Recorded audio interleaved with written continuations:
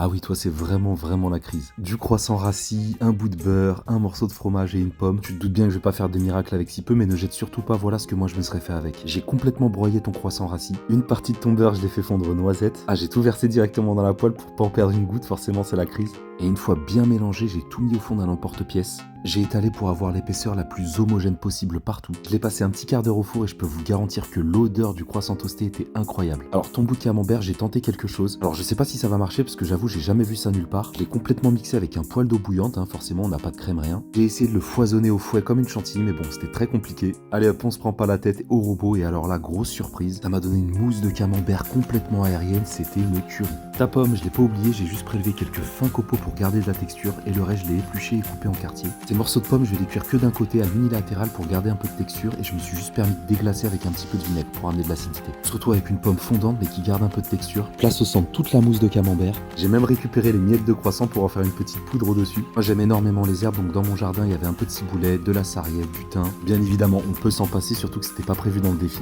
Allez on démoule tout ça, j'ai accompagné ça d'une petite salade. Allez place à la découpe, je suis vraiment curieux de goûter parce que là c'était 100% récup. Et bah c'était délicieux donc on est malin et on gaspille moins. Ciao.